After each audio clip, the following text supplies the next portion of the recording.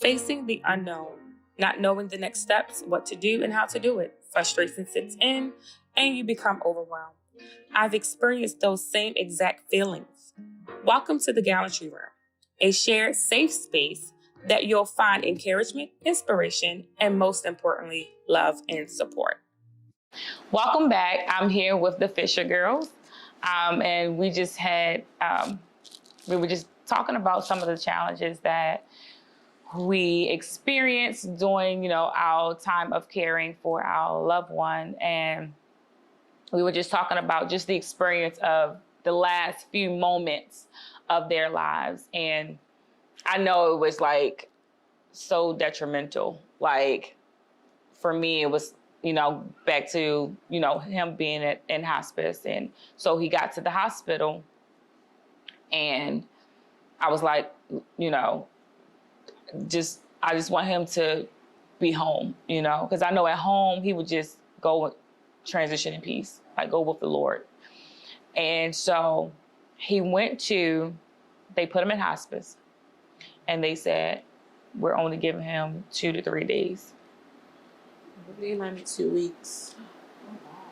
Yeah, they said, I'm giving you 2 to 3 days. I said, okay. I'm like, all right. And we signed the DNR form. So my mom couldn't do it. My mom said, here, Ted, you got to do this. Mm-hmm. And I said no to everything. I said, if he goes, he goes.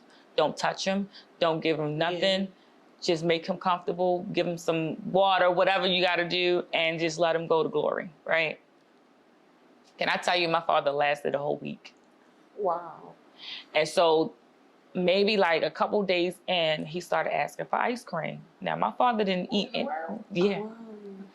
But when he did that, I knew what was going to happen because, when you go into hospital, they give you the blue book. You read, and my mother didn't want to read it, but I was like, I'm going to read this blue book. So I read the blue book and it gives you the last, what happens when they're about to pass away.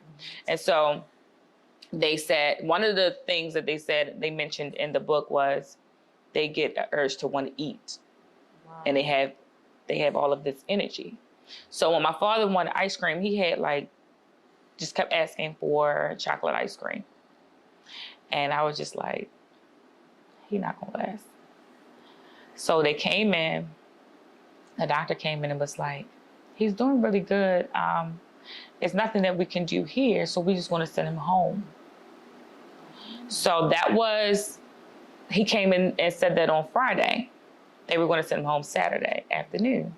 Saturday, he came home Saturday. And I remember like it was yesterday. They sent him home Saturday and we put him up in the room and all the family came over to see him and everything, because in hospice during COVID, we couldn't, only 2 can go in at a time. Serious. And they were serious. And you had to be the only 2 for the day. So when he came home, everybody just came over to see him. And I sat in the room for hours with him. I sat in the room and I just rubbed his arm. And I said, Daddy, you can go. I said, we'll be okay. You can go. And Sunday morning, he left. Wow. And it was like, I knew he was just like, he was just over it. You know what I'm saying? Like, we want to hold on to our loved one, but we just don't know the pain, the suffering. Like, they gave my dad all types of medication, oxycodone and all kind of narcotics. And he was still in pain. Oh my. He was still in pain. And I'm like, Dad, just go to glory. Like, you ain't gotta worry about pain. You ain't gotta worry about bill collectors. You ain't gotta worry about just all of the cares of life. You don't have to worry about that. And I'm just like, so during the time, like, you taking care of your mom, what kept you motivated? Because, sometimes going through it, you need some type of motivation to just stay in it and just keep pushing and keep moving. I know for me, just having a relationship with God was just like, Yeah, we didn't have God. We all lost our mind. But me and I've always been like very close. So Yeah. we had each other. Of course, we had our siblings. But like you said, they had children They and have. obligations. And we know they love their mother. They came over when they could. And my sister Christina cleared her up when she had to. And my niece Ed did the same. My brother and his wife, they will come over when they can. But it's not realistic. We don't have any children. It's just me and my sister. Yeah. It was meant for us, for her to stay with us. And even how God did it was strange because my mother just started coming over before she became sick. Literally just started coming over. And I was like it. I'm like, okay, great. Like, she just keep coming over. She was spending the night. Well, can I spend the night? Like, yeah. And I really, like, enjoyed it. But God was giving us time with her. I use our Pastor Abraham saying, God was giving you more time with her because God already knew that he was going to take her. So it was, like, really, like, the whole thing was, like, surreal. Like, real quick, you know, like, okay, she's going to be fine. And I was like, she's not going to be so fine. And then when we went in the hospital, you could tell how severe it was. Like, the nurse, I don't remember her name, but she was a white woman. She was nervous. She was scared.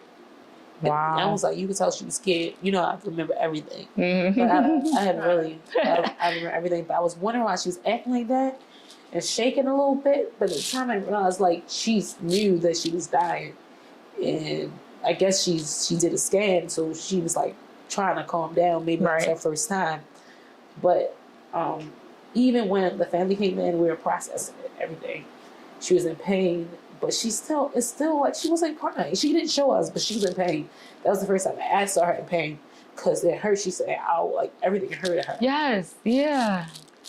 I remember my mom just trying to move my father. He was like, ah, and I'm just like, oh my goodness, what is? And it's just like, just touch her.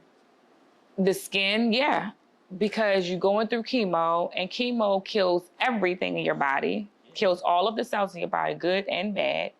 So it's like all of the things that healed you and, you know, the cells that fight against infections. And it was one time where they said, because he was scheduled to go in to get not a procedure, like some type of scan.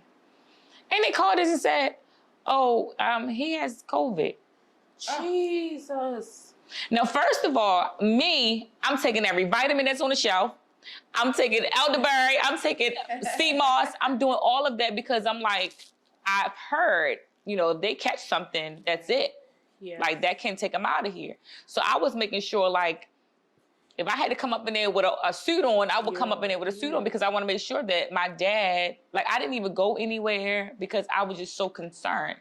So when they said, he has COVID, my mom was like, kept looking at my father and kept doing like this. And I was like, Ma, that man don't have COVID. He don't have it. I don't even know what they talking about. I just feel like they were just giving everybody COVID. I'm like, COVID? I can see if they said he had like a little cold. Okay. COVID?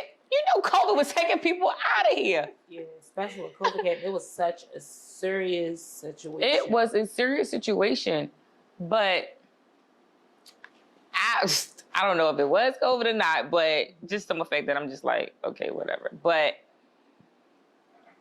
we had to, it's been times where like the doctor, they just know. Like from the very beginning, we had a doctor and she was just like straightforward. That was good though. That was good. It was good, but it wasn't because my mom was like, she just mean and she didn't. And I'm like, oh, she should have put some cushion. She didn't add no cushion to it. She was just like, I'm stopping his radiation. Ooh. And I'm just like, all right, well, stop his radiation. And so we took him to another hospital. We took him to Johns Hopkins. And so actually he didn't have radiation. She stopped chemo. So we took him to Johns Hopkins because we was like, well, let's try radiation. And he was like at stage 4. Yeah, our mother too, 4. He was like at stage 4. It just went quickly. Stage 4. And I just remember the doctor we had him on like, was it telehealth? Yes. And the doctor was like, we can try, but I don't think it's going to work. And my father just was like, I'm not going to die. I'm not going to die. And that just did something to me. Yes. I'm like, I had to take all that in, and my siblings. Like, and my mother was waiting. Our mother was waiting for God to heal her. Yeah. And I remember. So she started treatment late. She didn't do it right. oh, okay. And, So how did y'all take that? Like, she didn't, because for us, we were like, all right, they waited.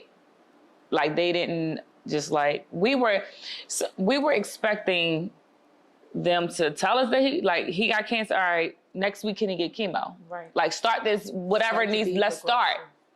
No, it was like weeks before we started chemo. And I don't know if it was because they knew that it wasn't going to work, or if they just didn't have the appointments or the schedule. Jesus. But they waited a couple weeks. Jesus. And so for you all, she waited. Yeah, she's very stubborn. Because but she had the faith. So she had surgery. But also she did. She did have surgery. Still, the chemo or radiation after. Okay. So she didn't want to go. She didn't want to go lose her hair. She didn't want to go through all that. Right. And we understood. We didn't push it on her. We understood. And she finally did. Yeah, but she didn't. No, she didn't do that. It was a pill. It wasn't exactly radiation. It was some type of other treatment, and because it wasn't radiation, I believe the doctor was named Dr. Tanner. Mm-hmm. He gave her some type of pill. I really loved him. He was really, really nice. And when she took it, and he was panicked, he said it didn't work. And I still was calm because I had faith. I was like, okay, but I was so calm. Mm-hmm. And he was worried then. He was like, it didn't work. It didn't work. And I was like, I was calm, but yeah. What type of cancer was it? Ovarian cancer. And it was strange because they said it was nothing, that she did. It's the type that come out of nowhere. It came out of nowhere. Like literally. And it took over. It was wild. But the crazy thing is that they was able to get everything out. And then it just came back. Right. Yeah. So I just think that I'd rather her not go through that radiation. It's because that was just the Lord's will. It was just His will because He took everything out. They were able to operate on her right away, actually. So that part was pretty quick. But it still, did. It ran its course. Yeah, I felt like that with my dad. Like, I was just like, what was the point of chemo and radiation? But we didn't know. You see all of these other testimonies and other people that I'm in remission, and and I'm like, that wasn't our parents' story. Yeah, yeah. But it's just sometimes just I wish he just did not have to go through all of that, because it just seems like as soon as he did chemotherapy, he just went down. It was like, what happened? It just, because my dad was having pain in his back for a year. Oh my God. But men. Yeah, and also he probably not even thinking that. You just think it's just pain, and because it will come and go. It will come and go. But this last time it came and it stayed and it got worse. So he said, let me check. So that's when he went to the hospital. Jeez. But it's all of that pain, it was just, and for me to see that pain, he was in pain for 5 months. 5 months in pain. And it was no matter what they gave him, they gave him the strongest medicine out there. And it was just I just wish cancer get cancer and kill itself. I really hate cancer. People are living along with HIV than people with cancer if God doesn't intervene. Mm-hmm. It's the truth. It's the truth. And I'm just y'all been doing research for years. I don't really understand it. Y'all can come up with all this other stuff, how to grow people's hair back, how to move this follicle over here to this follicle so that they can have a head full of hair, and then you can't even. And now people with HIV, they have treatments where it's not even, detectable, where they can't even give it to someone. So they can live a healthy life. Yeah. Yeah. But you know what? to me, I look at it like, God, you put me in this training, because I called it training, right? Taking care of my dad was training for me, because everything that I wanted to do, my plan, I'm not doing it at all.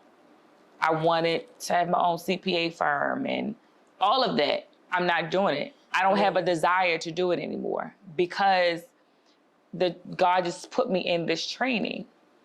And I honestly believe, like, I have this faith that I will come in contact with those. And I just have this faith, like back in the Bible days, where I will come in contact with those with cancer and they will be healed. Amen. Amen. That's just my faith. Like, I'm like, all right, Lord, you got me into this. I went through the training. Amen. Like, I went through taking care of my dad and just being in this whole cancer thing. And you having me opening up this and doing that. Oh. And I'm just like, I have the faith. And I've been praying for that. I've been praying that the Lord, and somebody told me that.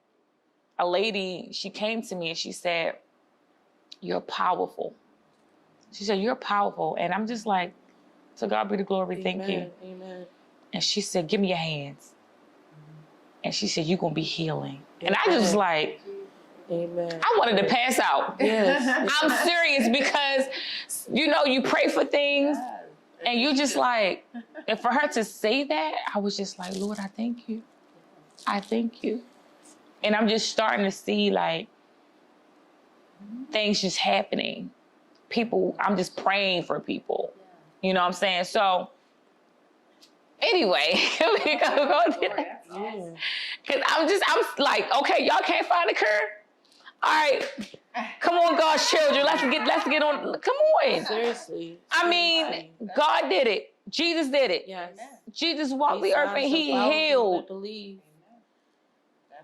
So I'm like, if my Father did it, and I have his spirit in me, why can't I?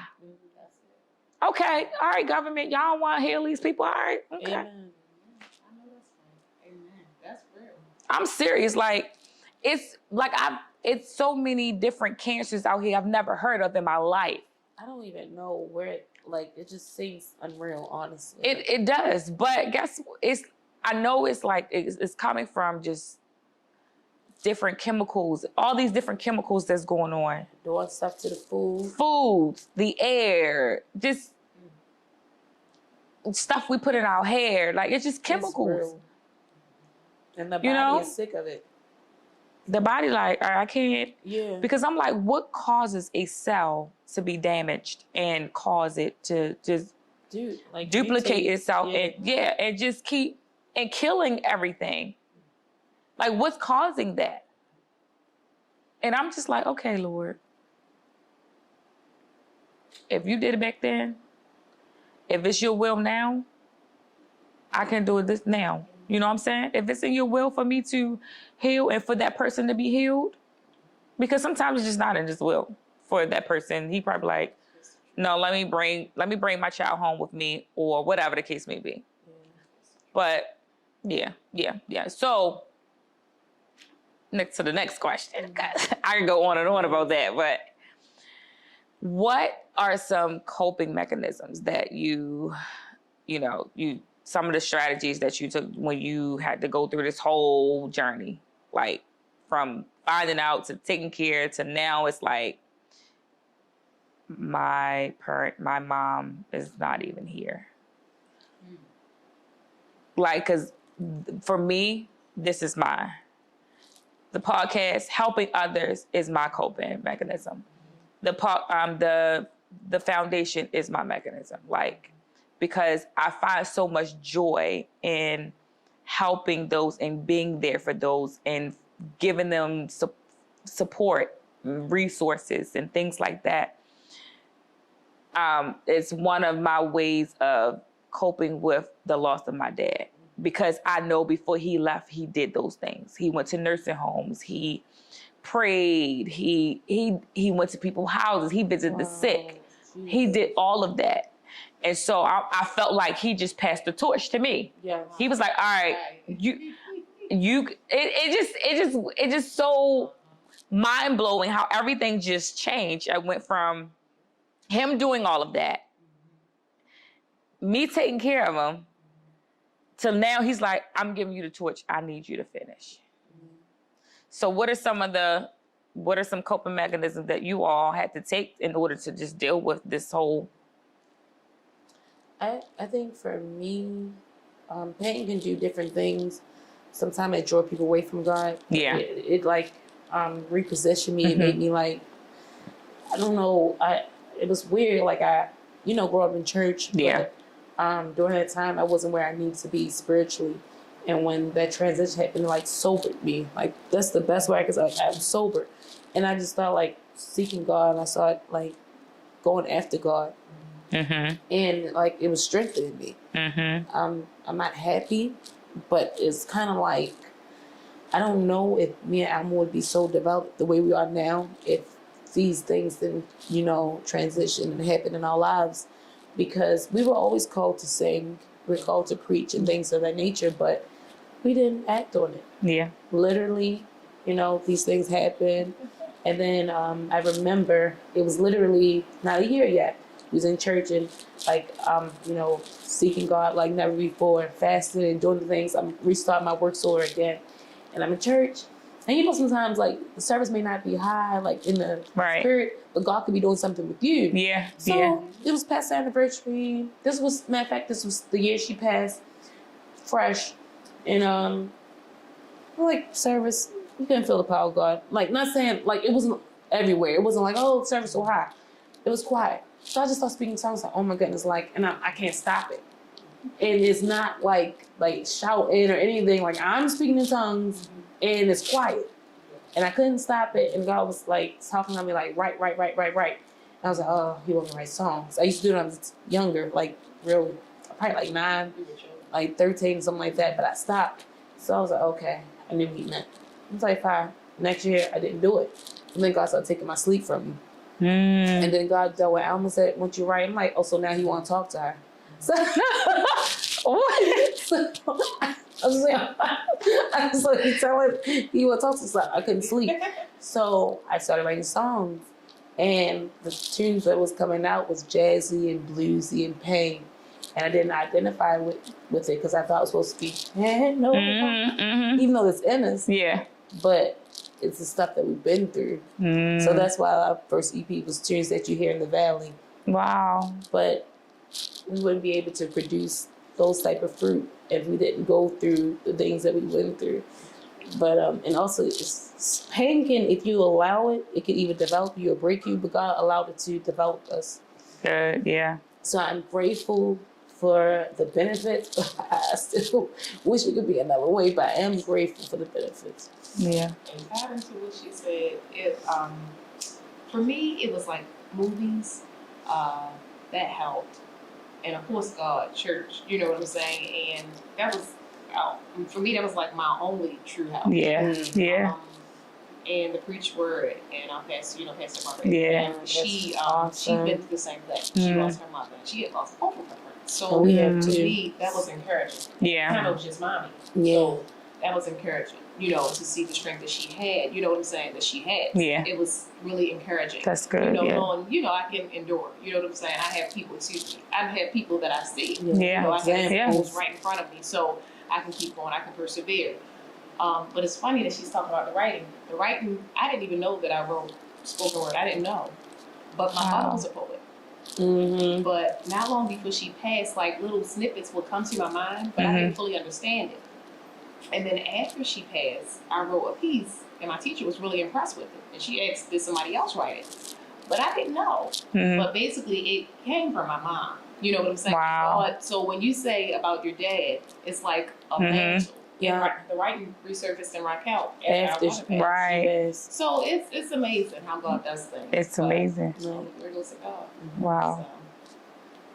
So. Thank you for tuning in the Gallantry Room. Please like, comment, and share, and hit the notification button so you'll know the next time I'll be sharing. See you soon.